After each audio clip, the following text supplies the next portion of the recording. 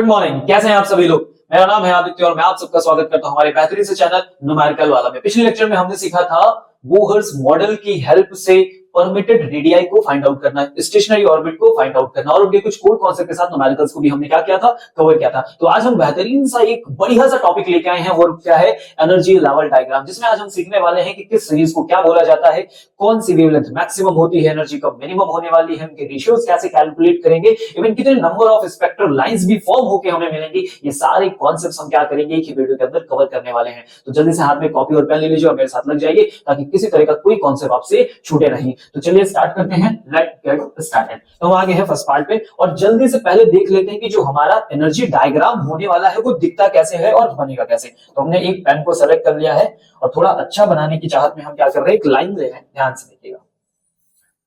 तो हम क्या करेंगे, ऐसे ढेर सारी लाइन को फॉर्म कर रहे हैं। अभी मैं आपको बताऊंगा कि मैं इन लाइंस को ऐसा क्यों बना रहा हूं, ठीक है। इनके बीच में मैं गैप आप देख रहे होंगे, मैं अलग अलग रख रहा हूँ, किसी में कम रख रहा हूँ, किसी में ज्यादा रख रहा हूँ। तो ऐसा मैं क्यों कर रहा हूँ, इसके पीछे रीजन क्या है, वो सारी चीजें हम इसमें क्या करने वाले हैं, कवर करने वाले हैं। क्या बात समझ गए आप लोग, ठीक है। तो थोड़ा सा ध्यान रखिएगा, सारी चीजें हम यहाँ पे क्या करेंगे, कवर करेंगे। चलो अब मैं क्या कर रहा हूँ, ऊपर से बहुत सारी रेज लेके आऊंगा और इसमें रोकने वाला हूँ, ठीक है। क्लियर है आपको, इसमें मैं रोकूंगा। तो मैं कोई भी रे लेके आया और यहाँ पे आके फर्स्ट पे रुक गया, तो मैं अलग अलग एनर्जी लेवल से क्या कर रहा हूँ, अलग अलग रेंज लाके यहाँ पे क्या कर रहा हूँ, रोक रहा हूँ। इसके बाद फिर मैंने कोई दूसरी पेन सेलेक्ट कर ली बढ़िया सी और इसको यूज करता हूँ। अब इसके बाद मुझे क्या करना है, कहीं से भी लाइट रेंज को लेके आना है, कोई भी मुझे लाइन मिले, कोई भी स्पेक्ट्रल लाइन मिले और मुझे कहाँ रोक देना है, सेकंड पे रोक देना है, ठीक है। अगला मैंने कलर को चूज कर लिया बढ़िया सा और अब सेकंड के बाद किसका नंबर आ गया, थर्ड का नंबर आ गया। तो मैंने क्या किया, सारी लाइंस को लेके आया और किसी तरह से कहां पे रोक दूं, मैं थर्ड पे रोक दूं। इसके बाद फिर मैं दूसरा कलर सेलेक्ट कर रहा हूं आपके सामने और अब मैं इसको कहां रोकने वाला हूं, फोर्थ पे रोकने वाला हूं। तो हम किसी तरह से कहीं से भी लेके आ रहे हैं सर, आप कहीं से भी आइए, कहां पे रुक जाइए, 4 पे रुक जाइए, 4 नंबर पे आप रुकिए। अगली पेन सेलेक्ट करिए और इसके बाद कौन सी पेन सेलेक्ट कर दे, ये वाली कर देते हैं, ठीक है। और अब कहां पे रुक जाइए सर, फिफ्थ पे रुक जाइए। तो देखो हम कहीं से भी आ रहे हैं और किस पे रुक जाए, फिफ्थ पे रुक जाए, कहीं से भी जंप करें, फिफ्थ पे रुक गए। 1 2 3 4 5 ऐसे करके रुक गए, ठीक है। तो अब बात करते हैं काम की, ठीक है। इंपॉर्टेंट बात, सबसे पहले जब आप जंप करके आ रहे हैं और कहां रुक रहे हैं, n = 1 पे रुक रहे हैं, ठीक है। ऐसी कंडीशन में जो आप सीरीज फॉर्म करके दे रहे हैं उस सीरीज का नाम क्या होगा, लाइमन सीरीज नाम होगा। क्या बात समझ गए। अगली बात, जब आप सेकंड पे रुक रहे हैं तो उसका नाम आप क्या बना के देंगे, बामर सीरीज देने वाले हैं। इसके बाद जब आप रुके हुए हैं किस टर्म में, थर्ड वाले टर्म में रुके हुए हैं, तो उस नाम को हम कहने वाले हैं, क्या कहने वाले हैं, पास्चन कहने वाले हैं, PASCHEN, पास्चन सीरीज। इसके जस्ट बाद जो अगला नाम हमारा होगा वो क्या कहलाएगा, ब्रैकेट कहलाएगा, ठीक है। और लास्ट में जो हमें सीरीज मिली है, मतलब हमें केवल यहीं तक पढ़ना है, तो इसका नाम जो होने वाला है वो क्या होने वाला है, फंड सीरीज होने वाला है, ठीक है। मतलब नंबर्स ऐसे डिजाइन किए हैं, n = 1, n = 2, n = 3, this is the 4, this is the 5 and that dash करते हुए जाएंगे तो n = इंफिनिटी तक हम पहुंच जाएंगे। ओके, क्या बात सबको समझ में आ गई। तो पहली लाइमन सीरीज आप कहीं से भी आ रहे हो, n = 1 एनर्जी लेवल पे रुकेंगे तो लाइमन होगी, सेकंड पे रुकोगे तो बामर होगी, फिर पास्चन होगी, फिर ब्रैकेट होगी और इसके बाद क्या होगी, फुल होगी। तो ऐसे करके एनर्जी लेवल डायग्राम बनेगा। अब जरा ध्यान से देखो, मैंने एनर्जी लेवल्स के बीच में गैप को धीरे धीरे कम किया है। तो जब हम स्टार्टिंग करते हैं, जैसे जैसे हम ऊपर की तरफ जाते हैं, यानी हायर एनर्जी लेवल्स की तरफ हम बढ़ रहे हैं, एनर्जी गैप्स को देखो हम कम करते जा रहे हैं। ऐसा क्यों करते जा रहे हैं, क्योंकि इनके बीच में जो एनर्जी का डिफरेंस है वो क्या होने लगेगा, धीरे धीरे कम होने लगेगा। क्या बात समझ गए, क्लियर हुआ। अगर कोई मुझसे पूछे कि इसमें सबसे ज्यादा जो एनर्जी गैप है वो कहां से मिलेगा, तो n = इंफिनिटी से n = 1 के बीच में मिलने वाला है। क्या बात समझ गए, क्लियर है। तो ऐसे करके ये गैप से हमको काफी हेल्प मिलती है। अब हम बात करते हैं कि इनके बीच में जो एनर्जी होती है, अगर हम इन लेवल के एनर्जी कैलकुलेशन करें तो वो मुझे कैसे मिलेंगे। तो एक बेसिक सा फॉर्मूला होता है, जरा देखो, एनर्जी लेवल कैलकुलेट करने का, En = -13.6 electron volt divided by n²। इससे मैं किसी भी एनर्जी को फाइंड आउट कर सकता हूं किसी भी लेवल के लिए। तो अगर मैं 1 रखूंगा तो पहली एनर्जी आ जाएगी, अगर मैं 1 रखूं तो 1 का स्क्वायर आया तो कितना मिलेगा, 13.6 नेगेटिव में 1 का स्क्वायर यानी 1 हो गया, that is the electron volt. अगले में चलते हैं, यहाँ पे 2 पुट करते हैं तो 2 का स्क्वायर कितना हो गया, 4, 4 से डिवाइड करेंगे तो जो मेरा अगला रिजल्ट बनने वाला है वो बनेगा जो नेक्स्ट रिजल्ट मेरा बनने वाला है वो मेरा कितना रिजल्ट बनेगा, -3.4 इलेक्ट्रॉन वोल्ट। अगली बार n = 3 रखिए, यहाँ पे 9 आ जाएगा और जो नेक्स्ट रिजल्ट हमारा बन के आएगा वो बनेगा 1.51 इलेक्ट्रॉन वोल्ट। अगली बार यहाँ पे 4 रखेंगे, 16 आ जाएगा, तो नेक्स्ट मेरा जो रिजल्ट बनेगा वो बनेगा 0.85 इलेक्ट्रॉन वोल्ट। इसके बाद जो अगली वैल्यू हमारे लिए फॉर्म होने वाली है वो कितनी फॉर्म हो जाएगी, तो होगी 0.25 54 इलेक्ट्रॉन वोल्ट। इसके बाद जब हम नेक्स्ट वैल्यू को पुटअप करेंगे तो जैसे जैसे हम एक के बाद एक जा रहे हैं, पहला, दूसरा, तीसरा, चौथा, पांचवा, अगर आप उसके भी ऊपर जाते हो मतलब 6 लेवल पे जाते हो तो अगली वैल्यू बन जाती है 0.38 इलेक्ट्रॉन वोल्ट। तो ऐसा करके एनर्जी लेवल्स को आप गैप का डिफरेंस देख पा रहे हो, धीरे धीरे कम होता चला जा रहा है ना, गेट इट। तो इसलिए एनर्जी लेवल की जो लाइंस हमारे में है वो क्या है, बिल्कुल पास पास है। क्लियर हो गई बात, सबको समझ में आ गई? ओके। अब इसमें जो सबसे इंपॉर्टेंट बात होती है वो ये बात होती है कि जो ये हमें सीरीज मिलती है इनके अपने एक रीजन होते हैं। मतलब जब लाइमन सीरीज मिलेगी, बामर सीरीज मिलेगी, तो ये अपने एक रीजन में, स्पेशल रीजन में मिलने वाले। उन रीजन के बारे में भी बात कर लेते हैं कि वो रीजन कौन कौन से हैं। तो जब भी आपको लाइमन सीरीज मिलेगी तो लाइमन सीरीज जहां आती है वो हमेशा अल्ट्रा वायलेट रीजन में आती है, यानी यूवी रीजन में ही मिलेगी। इनकी जो वेवलेंथ होंगी वो यूवी रीजन से मैच करेंगी, लाइक करेंगी। बामर सीरीज में जब आप पहुंचोगे तो ये मिलती है हमें विजिबल रीजन में मिलती है। ठीक है, पहले सबसे पहले जो ढूंढी गई थी वो बामर सीरीज थी विजिबल रीजन के लिए, फिर पास्चन में आएंगे, ब्रैकेट में आएंगे, फुन में आएंगे। अगर मैं इन तीनों की बात करूं, ठीक है, अगर मैं इसमें से तीनों की बात करूं तो ये जो तीनों कलर हैं हमारे पास, ठीक है, ये तीनों सीरीज हमें एक ही में मिलती है और उनका नाम क्या होता है, इंफ्रारेड। ठीक है, पहली मिली हमें यूवी रीजन में, फिर मिली विजिबल रीजन में, उसके बाद सारे कहां मिलेंगे, इंफ्रारेड रीजन में मिलेंगे। क्या सबको ये बात समझ में आ गई? Get it? क्या पॉसिबिलिटी सबको क्लियर हुई, कैसे काम कर रहा है, कैसी चीजें मिल रही? ओके, तो यहां से हमने कुछ बेसिक इंफॉर्मेशन ले ली है, कौन कब होगा, कहां जंप करेगा, तो हम इसका क्या नाम रखेंगे, इनके बीच में ऐसे गैप के डिफरेंस क्यों है, इनके एनर्जी लेवल हमने कैलकुलेट कैसे कर ली, इनकी वैल्यूज कैसे आगे और ये किस किस रीजन में लाइक करती है, यहां तक हम पहुंच गए। इसके बाद हम जंप करेंगे आगे के कॉन्सेप्ट को क्लियर करने के लिए। ओके, तो इसके लिए हम कुछ क्वेश्चंस ले रहे हैं। फर्स्ट क्वेश्चन हमारे हाथ में है, क्या लिखा हुआ है, an electron jump from fourth to first orbit. Fourth से फर्स्ट ऑर्बिट में जंप कर रहा है। How many maximum number of spectral lines can be emitted the atom to which series these lines correspond. तो हम कहां से जंप कर रहे हैं, electron jump fourth to first orbit. बहुत सिंपल सी बात है, एक लाइन बनाओ, ठीक है। अब फोर्थ से जंप कराना तो कितनी लाइन चाहिए, एक, ये हो गई, 2, 3 और 4। तब हम 4 से कूद रहे हैं तो हमें कितना रिजल्ट मिलना चाहिए, बहुत सिंपल है। चलो देखो, आज जो बना लेते हैं, कैसे बनाएंगे। सबसे पहले वाले से हम फोर्थ नंबर से मैं लिख लेता हूं पहले, n = 4, n = 3, n = 2 और n = 1। क्या बात समझ गए? ओके, तो मैं पहले वाले से यहाँ पे कूद रहा हूं, एक हो गया, एक चांस पे हो गया, ठीक है। मैं यहां से भी तो जंप कर सकता हूं, मैं यहां से भी जंप कर सकता हूं, तो 3 तो मेरी स्पेक्ट्रल लाइंस बन गई। क्लियर है? क्या मैं फोर्थ से जंप करूंगा तो जरूरी मैं 1 में आऊं, मैं 2 में भी तो जंप कर सकता हूं, मैं 3 में भी तो जंप कर सकता हूं। और अगर मैं n = 3 में जंप कर गया हूं तो चांसेस मेरे क्या बनेंगे कि मैं 3 से किस में आ जाऊं, मैं फॉर्मेशन करूं कि सीधे सीधे, देखो मैं n से सीधे सीधे 1 में आ गया, इसके बाद मैं सीधे सीधे n से किस में जंप किया हूं, मतलब सॉरी थर्ड में जंप कर गया हूं, उसके बाद फिर मैं किस में, एक सेकंड, मैं सीधे सीधे कहां से जंप कर गया, 1 में जंप कर गया, इसके बाद फिर मैंने जंप किया किसमें, 3 में जंप कर लिया, फर्स्ट में जंप कर लिया, ऐसे करके मैं जंप कर रहा हूं। तो अलग अलग जगह से मेरे जंप्स स्टार्ट हो रहे हैं। ठीक है, क्या बात आपको समझ में आ रही है? जल्दी से हम लाइन फॉर्म कर लेते हैं यहाँ पे, 1, 2, 3, 4। क्लियर है? n = 1, n = 2, n = 3 and n = 4। तो 4 से हम कब कब जंप कर सकते हैं, ध्यान से देखो, मैं फर्स्ट में जंप कर सकता हूं, मैं सेकंड में जंप कर सकता हूं और मैं थर्ड में जंप कर सकता हूं। ये 3 चीजें मेरे पास हो गई। अब अगला क्या हो सकता है कि जब मैं जंप कर रहा हूं इनमें से, तो मैं हो सकता है कि पहले थर्ड में आऊं और थर्ड से जंप कर जाऊं फर्स्ट में, ऐसा भी हो सकता है। ऐसा भी हो सकता है कि मैं थर्ड से सेकंड पे ही रुक जाऊं, और ऐसा भी हो सकता है कि मैं जब सेकंड पे आ जाऊं तो वहां से कहां जाऊं, फर्स्ट पे। पॉसिबिलिटीज देखो क्या बनी कि मैं 4 से सीधे 1 में कूदूं, 4 से सीधे 2 में कूदूं, 4 से सीधे 3 में आ जाऊं। यहां तक अगर हो सकता है मेरा मन करे कि मैं 4 से 3 में आऊंगा, फिर 3 से 2 में आऊंगा और 2 से फिर कहां आऊंगा, 1 में आऊंगा। तो देखो ऐसे ही हमने किया है। क्लियर है? तो देखो मैंने जंप किया, उसके अकॉर्डिंग 3 चांसेस और बने, तो नेट मेरे पास कितने नंबर्स आ गए, 6 नंबर्स आ गए। चलो यहां तक तो ठीक था क्योंकि आसान है, 4 से 1 पे आ गए। अब मुझसे मान लो कि कोई कहता है 256 से जंप कर रहा है ना, बहुत ज्यादा इंफिनिट तक लेवल लेके जाता है, वहां से करते तो कैसे नंबर निकालेंगे, तो उसका सिंपल सा फॉर्मूला होता है। क्या फॉर्मूला होता है, n - 1 ठीक है, जो भी नंबर्स दिया गया जहां से भी आप जंप कर रहे हो वो वैल्यू यहां लाके रख दो। तो n की जगह हम लिखेंगे 4 - 1/2, क्या हो जाएगा, 4 × 3/2, 4 3 12, 12/2 कितना हो गया, 6। That is the 6 number. तो ये फॉर्मूला यूज करते हैं और अगर हमसे फॉर्मेशन करने के लिए कह दिया जाए तो हम ऐसे कैलकुलेट कर लेंगे। क्या बात समझ में आ गई? सिंपल। ओके, नेक्स्ट क्वेश्चन पे बढ़ते हैं। तो चलो देखते हैं हमारा अगला क्वेश्चन क्या है। तो अगले क्वेश्चन में हमें बताया गया है, दे दिया गया है A B C D, है ना, हमने कुछ ऐसे जंप किया, हमें एनर्जी लेवल्स दे दिए गए और पहले क्वेश्चन में लिखा है which of them will result in the transition of a photon of wavelength 275 nanometer। ठीक है, आप ये बताओ कि किस ट्रांजिशन में फोटोन की वेवलेंथ 275 नैनोमीटर मिलने वाली है। तो बहुत सिंपल है, चलो आ जाओ कैसे कैलकुलेशन करते हैं इस बात का। तो इसके लिए फॉर्मूले को इंट्रोड्यूस करते हैं। फॉर्मूला हम लगाते हैं E equal to H C by lambda. क्या बात समझिए, देखो जो हमें रिजल्ट मिलेगा वो तो एनर्जी के फॉर्म में पता चलेगा क्योंकि हमने एनर्जी कैलकुलेट कर ली। उन्होंने हमें वेवलेंथ दे दी, तो वेवलेंथ के हिसाब से आप क्या करो, पहले एनर्जी पता कर लो कि आप कहां पे लाई कर रहे हो। ठीक है, आ जाओ। तो h की value 6.6 into 10 to the power minus 34, c की वैल्यू हो गई 3 into 10 to the power 8, upon में चलते हैं। वेवलेंथ कितना दिया गया है 275 नैनोमीटर, का मतलब होता है 10 टू द पावर माइनस 9।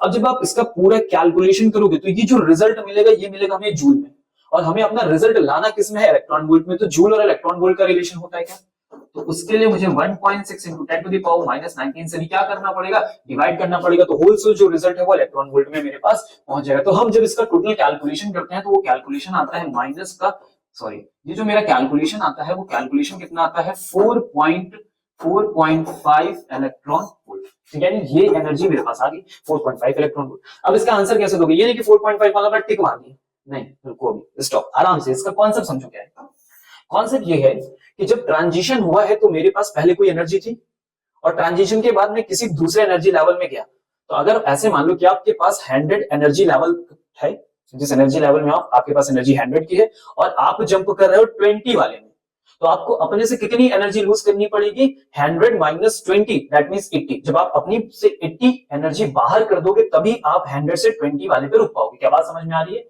500 से 400 में जाना है तो अपने से कितनी एनर्जी कम करनी पड़ेगी, 100 एनर्जी कम करनी पड़ेगी। समझ गए बात को। तो वैसे यहाँ पे रिजल्ट 4.5 आया है, यानी ये डिफरेंस का टर्म है। ठीक है, तो हम चेक करेंगे किसका डिफरेंस 4.5 आ रहा है। ठीक है, तो पहला ट्रांजेक्शन यहाँ पे डी वाला देखते हैं। 2 से आए हैं 10 में क्या डिफरेंस कितना है, 8 आ गया। ओके क्लियर है, चलते हैं सी से डी में। तो 2 से 4.5 में इनका डिफरेंस देखो तो 2.5 मिलने वाला, वेरी गुड। चलो आ जाओ ए में चेक कर लेते हैं। तो 0 से 2 है, ये भी नहीं होगा। बी वाले में चेक करो तो 0 और फिर आए 4.0 और 4.5 के बीच का गैप अगर आप देखोगे तो ध्यान से देखो, इस वाले टर्म में जो हमें गैप मिल रहा है वो वापस कितना मिल रहा है, 4.5 का ही मिल रहा है। क्या बात समझे, देखो ध्यान से कैलकुलेशन। तो यहाँ पे लिखा हुआ है 0 माइनस माइनस ऑफ 4.5, तो डिफरेंस कितने का आ गया, 4.5 का ही आ रहा है ना। मतलब हमें इस एनर्जी लेवल में कौन सा टर्म चूज करना है, बी वाला चूज करना है, सिंपल। ओके आगे बढ़ते हैं। और क्या पूछा, which transition correspond to emission of radiation of maximum wavelength, minimum wavelength, maximum energy और मिनिमम एनर्जी। ये बहुत इंपॉर्टेंट कॉन्सेप्ट में हम सीखेंगे। चलो आज देखो, मैक्सिमम वेवलेंथ जब भी पूछी जाए, बहुत सिंपल सी कहानी है, जब भी बोले कि मैक्सिमम वेवलेंथ लाके दो तो आप कहां से जंप कर जाओ, किसी के लिए भी पूछे तो आप तुरंत अपने ऊपर वाले से जंप कर जाइए। कहां से जंप कर जाइए, तुरंत जस्ट अपने ऊपर वाले से। मैं ऐसे 3-4 यहाँ पे लाइन फॉर्म कर रहा हूँ। ठीक है, ये हो गया 1 2 3 4। अगर आपसे बोला मैक्सिमम वेवलेंथ कहां मिलेगी, तो किसी भी टर्म के लिए पूछे, फर्स्ट के लिए पूछे, सेकंड के लिए पूछे, थर्ड के लिए पूछे, आप क्या करो, जस्ट ऊपर वाले से पूछ जाओ। कोई पूछे पहले के लिए मैक्सिमम वेवलेंथ लाओ तो तुरंत 2 से पूछ जाओ, दूसरे के लिए मैक्सिमम वेवलेंथ तुरंत 3 से पूछ जाओ, तुरंत 4 से पूछ जाओ। क्या बात समझ में आई, ये मैक्सिमम हो जाएगी। जब भी कोई कहे कि इस सीरीज के लिए मिनिमम वेवलेंथ क्या हो, तो आप कहां से जंप करोगे, इन्फिनिटी से जंप करोगे। ठीक है, जब भी आपके लिए मैक्सिमम का टर्म मांगा जा रहा है, जब भी वेवलेंथ मैक्सिमम मांगी जा रही है, तो जस्ट क्या करना है, अपर वाले से आपको जंप करनी है। अगर आपसे मिनिमम वेवलेंथ मांगी जा रही है तो आपको कहां से जंप करना है, इन्फिनिटी से जंप करना है। ये दो रिजल्ट याद रख लो। इसी का जस्ट अपोजिट क्या हो जाएगा, एनर्जी हो जाएगा। कैसे sir, E is equal to क्या होता है, hc बाय लैम्डा, यानी E is inversely proportional to lambda. Lambda maximum E minimum, lambda maximum E minimum, lambda minimum E maximum. वही बात कह रहा हूं ना मैं बस। ओके फिर से, लैम्डा मैक्सिमम E मिनिमम और लैम्डा मिनिमम E मैक्सिमम। अभी बदला, ओके ठीक है। तो चलें जल्दी आसान, मैक्सिमम वेवलेंथ कहां पे मिलेगा, तो देखो जस्ट ऊपर से जंप करना। तो देखो कौन कौन जस्ट ऊपर से जंप किया है, ए वाले में भी जस्ट ऊपर से जंप हुआ है, सी वाले में भी जस्ट ऊपर से जंप हुआ है। ये दो तो गेम से बाहर कर दो, मैक्सिमम वेवलेंथ के लिए जस्ट ऊपर से। तो ए से बी वाला या सी से डी वाला, तो कैसे पता चलेगा मैक्सिमम कब होगा, तो दोनों के बीच में देखो एनर्जी गैप किसके बीच में कम है।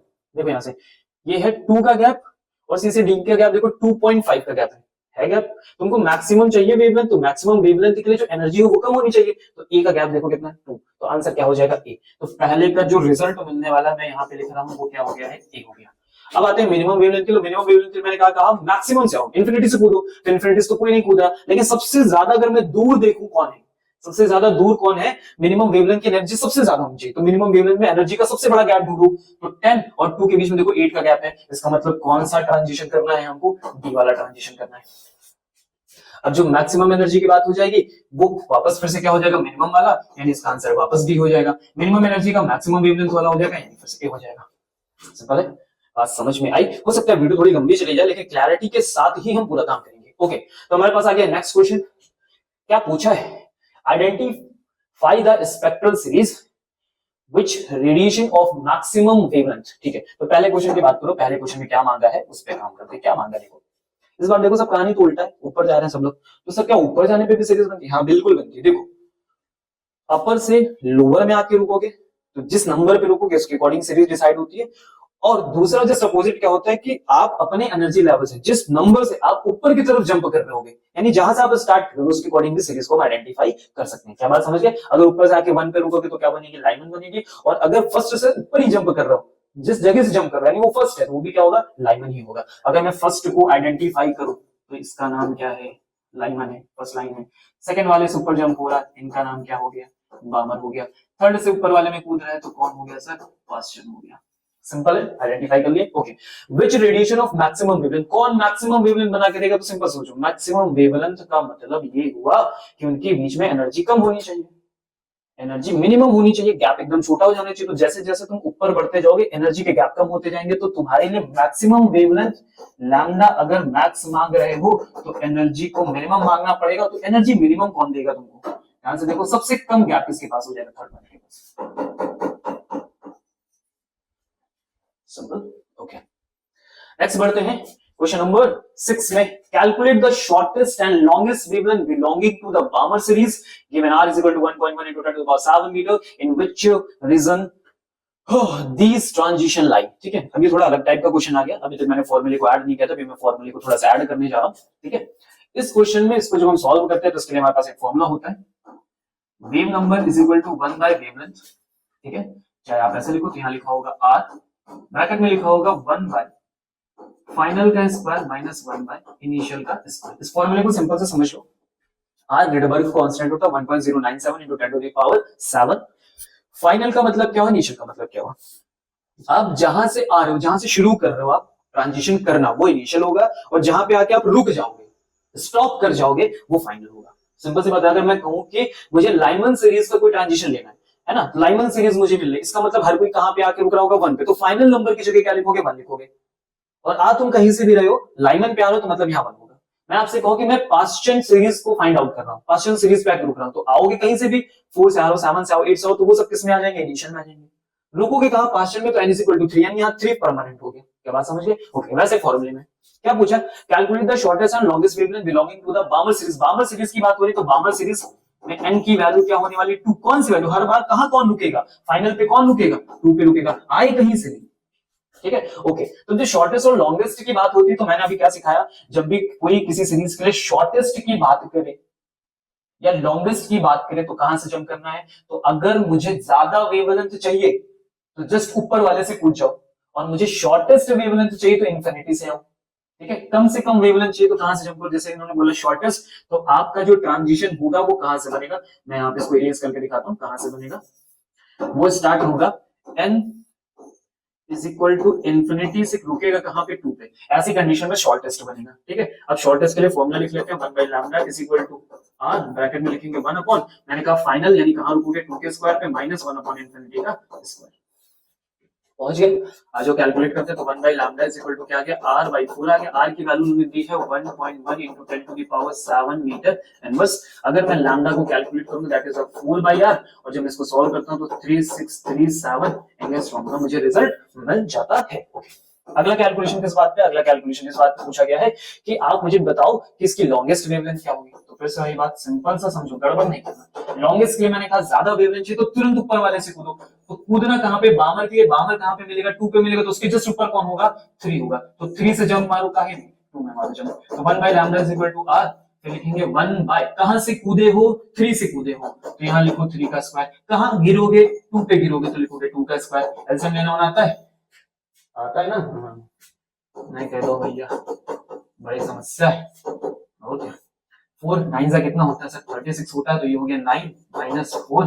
कैलकुलेट किए दे रहे हैं यार मोहब्बत में, नहीं तो बाकी तो सब समझ ही रहो तुम। तो लैम्डा इज इक्वल टू कितना हो जाएगा? देखो ऐसे इन्वर्स कर देंगे तो 36 आ जाएगा, अपॉन में क्या आ जाएगा 5 और यहाँ आ जाएगा आर, आर की वैल्यू रख लेना, रखोगे मल्टीप्लाई करोगे गुणा भाग करोगे तो 655 नैनोमीटर के रिजल्ट पे पहुंच जाओगे। ओके, यहाँ तक तो बहुत बढ़िया बढ़िया मजा आया। इसके आगे क्या लिखा, in which region this transition like, भाई साहब ये जो आप कैलकुलेशन करके ले आए हो, ये जो ट्रांजिशन करके उठा लाए हो, ये किस रीजन में मिलेगा, तो कौन रीजन सर, कौन रीजन, रीजन कौन सा, विजिबल, अल्ट्रावायलेट, इंफ्रारेड, ये वाला किस में पता चलेगा, तो ध्यान से देखो, ये जो शॉर्टेस्ट वाले भाई साहब आए हैं 3637, ठीक है, और ये वाले जो भाई साहब हैं 655, तो बहुत सिंपल सी बात है, आप तुरंत आंखें बंद करके आंसर क्या लिखोगे, विजिबल रीजन एकदम टोक के लिखोगे, सर बामर कहां मिलता है, विजिबल रीजन में मिलता है, तो जल्दी से ये भी विजिबल और ये भी विजिबल, और बढ़िया नंबर हम जोड़ के चले आए, जब आए तो कुछ नंबर कम हो गए, नंबर इसलिए कम हो गए क्योंकि टीचर को आता नहीं था, आपने बिल्कुल सही लिखा, आप तो हमेशा सही लिखते हो। अच्छा, आओ देखो, जब आप इसके लिए लिखोगे विजिबल, तो आपको थोड़ी सी बात और पता होनी चाहिए कि जो विजिबल की रेंज होती है सर, वो 4000 से चलती कहां तक, 7000 की रीजन तक चलती है, और तुम्हारा आंसर कितना है 4000 से कम, 3637, ये वाला देखो, ये तो इसमें आ जाएगा, तो इसका तो आंसर विजिबल के लिए बढ़िया पहुंचेगा एक, लेकिन इस वाले में नंबर तुम्हारे क्या होंगे, चले जाएंगे, तो क्या है सर इसका आंसर, फिर तो इसका आंसर बनेगा अल्ट्रावायलेट रीजन। तो कृपया थोड़ा बहुत याद वाद भी कर लिया करें, ताकि ऐसे जल्दबाजी वाली गलती आप ना करें। याद करना अच्छी बात है, पता होना अच्छी बात है ना, लेकिन फुल कॉन्फिडेंस में जाना कभी कभी घातक हो सकता है, कभी कभी। ओके, बढ़ते हैं नेक्स्ट में, ज्यादा बातें करेंगे तो आप ज्यादा बात करते हो। चलो आगे, find the ratio between the wavelength of the most energetic spectral lines in the बामर and Paschen series of the hydrogen atom. ठीक है, ये अगले टाइप का क्वेश्चन, इसमें क्या करते हैं लोग, देखो क्वेश्चन तो बहुत सारे, लेकिन फिर भी हम कोशिश कर रहे हैं कि टाइप्स कवर हो जाए। तो अगले टाइप में क्या पूछते हैं, ये पूछना चाह रहे हैं आपसे कि मैंने एक बामर लिया, एक पास्टन लिया, एक ब्रैकेट लिया, अलग अलग ले लेते हैं और फिर उनके रेशियोज निकाल के देते हैं। तो ये रेशियो का अलग टाइप का क्वेश्चन, ठीक है सिंपल। वैसे पूछा क्या इन्होंने, बोला कि हमें मोस्ट एनर्जेटिक चाहिए, मोस्ट एनर्जेटिक का मतलब एनर्जी ज्यादा चाहिए। अब मैंने कहा कि एनर्जी ज्यादा का मतलब क्या होता है कि वेवलेंथ कम हो जाए। वेवलेंथ कम कब होगी, वेवलेंथ कम कब होगी, जब आप सबसे ऊपर से कूदोगे। एनर्जी ज्यादा कब होगी, जब आप सबसे ऊपर से होगे। जितना ज्यादा डिफरेंस उतनी ज्यादा एनर्जी, जितना ज्यादा एनर्जी उतनी कम वेवलेंथ। तो चलो इन्फिनिटी से आना है, तो सबसे पहले कौन है भाई साहब, बामर सीरीज। तो बामर सीरीज के फॉर्मूला लिखते हैं, तो लैम्डा, ये लिखा BS फॉर बामर सीरीज। फॉर्मूला लिखेंगे R 1/, भी लगा दो और क्या 1/n का स्क्वायर। कहां रुकोगे, 2 पे आके रुकोगे, माइनस कहां से आ रहा, वो ऊपर से, इन्फिनिटी का स्क्वायर। सॉल्व कर लेते हैं, तो ये हो गया कितना भाई साहब, R/4। तो लैम्डा BS कितने हो गए, 4/r। तो ये मिल गया मुझे। ओके, आगे बढ़ो, अगला नाम कौन है, पास्टन भाई साहब है। तो पास्टन के लिए कैलकुलेशन कर लेते हैं, 1/λ PS is equal to Paschen कहां रुकोगे, पास्टन के लिए 3 पे रुकना पड़ेगा। तो 3 पे रुकना, तो 3 का स्क्वायर मारो। कहां से कूदे हो, ऊपर से कूदे हैं, ठीक है, हड्डियां में टूट जाएंगी। अगली बात, आगे बढ़ते हैं, lambda PS is equal to R/, कितना हो गया 9। ओहो, घुमाओ। Lambda PS is equal to क्या हो गया, 9/r। इनका क्या मांगा है, रेशियो मांगा है। बड़ी बेकार क्वेश्चन मांग देते हैं, आसान क्वेश्चन है। किसका देना है सर, बामर से पास्टन का देना, ठीक है। ये भी पढ़ लेना जरा, कौन बामर ऊपर की पास्टन नीचे की, पास्टन नीचे के बामर ऊपर, है ना, पता चले, रोटियां ही बनाते रहो। तो चलो, ये लिखा 4/r, ये हो गए 9/r, r से r गया मार सर, 4:9 आंसर गया, ठीक है। तो ऐसे करके रिजल्ट हमको मिलता चला जाता है। क्या बात समझ में आ गई सबको बात, ठीक है। तो इस तरह के क्वेश्चंस आएंगे, कैलकुलेशन करना होगा, आगे बढ़ना होगा, ठीक है। तो हमने इन सारी चीजों को क्या कर लिया है, कवर कर लिया। हमने स्टार्टिंग कहां से की थी, तो हमने स्टार्टिंग यहाँ से की थी। अच्छा, तैयारी सुनाई, यहाँ से स्टार्टिंग की थी। तो इसमें हमने सीखा था सारी चीजें क्या होती हैं, यूवी रीजन क्या होता है, विजिबल इंफ्रारेड कब क्या होता है ना, ये सारी चीजें। अच्छा, एक बात और, एक छोटी सी बात रह गई, मैं वो भी आपको कवर करके दे देता हूँ। क्या इंपॉर्टेंट, ये जो पहली वाली लाइन है, सबसे पहली वाली लाइन है ना, इसको बोलते हैं ग्राउंड स्टेट, ठीक है। सबसे पहले ग्राउंड स्टेट है। इसके ऊपर जितने भी स्टेट आएंगे वो सब क्या होने वाले हैं भाई साहब, वो सब क्या होने वाले हैं, एक्साइटेड होने वाले हैं। ये सारे जो स्टेट ऊपर वाले मिलेंगे वो सब क्या होंगे, एक्साइटेड। जैसा मैंने कहा ना कि एक्साइटेड होंगे, तो सब एक्साइटेड हो गए। अब इनको कोई बुलाएगा नहीं, ठीक है, जाओ ऊपर तुम जाओ। तो ये सारे क्या हो गए, एक्साइटेड स्टेट हो गए। क्या बात समझ गए। तो ऐसे करके हम कवर करते हैं। कोई भी चीज अगर रह गई होगी यहाँ पे थोड़ी बहुत, है ना, कि क्या करना है, आयोनाइज कैसे करना है, छोटी मोटी चीजें, तो हम उनको अगले क्वेश्चंस में क्या करेंगे, कवर करेंगे, ताकि वीडियो बहुत लंबी ना हो और आप बोर भी ना हो। तो आपको आई होप कि मजा आया होगा, समझ में आया होगा। तो ऐसे मेरे साथ बने रहिए, सारी कॉन्सेप्ट को क्लियर करते रहिए। तो फिर से वही बात, जम के पढ़ो, जम के खाओ, मस्त रहो, खुश रहो, है ना, लंबी उम्र हो तुम्हारी। चलो ठीक है।